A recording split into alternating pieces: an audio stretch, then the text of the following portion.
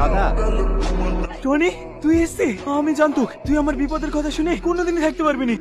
দাদা তুমি কার জন্য জেলে এসছো তার নাম শুধু আমাকে একবার বলো, তাকে আমি এই দুনিয়া থেকে সরিয়ে দেবো। ওই শালা ইন্সপেক্টর সামাদ, তুই আমাকে বাঁচা ভাই। ও যদি সাক্ষী দেয় না আমার ফাঁসি হয়ে যাবে। হাইলে তুমি চিন্তা করো না দাদা, ও কোর্টে পৌঁছানোর আগে ওকে উপরে পৌঁছে দেবো।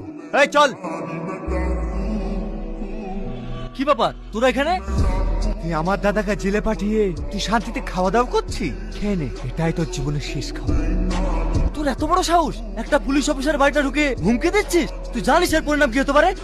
পরিণাম সেটা পরের কথা, এখন তোর পরিণাম কি হবে তুই সেটা ভাব। তোর কাছে দুটো অপশন, এক, তুই যদি আমার ভাইয়ের নামে সাক্ষী দিস তাহলে আমার ভাই ফাঁসিতে ঝুলবে, তার আগে তুই মরে যাবি।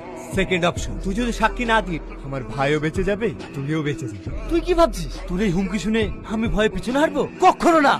আমি একজন আইনের রক্ষক, মরে যাবো সরষিকার, কিন্তু তোর ভাইকে ফাঁসির দড়িতে ঝুলে ছাড়বো।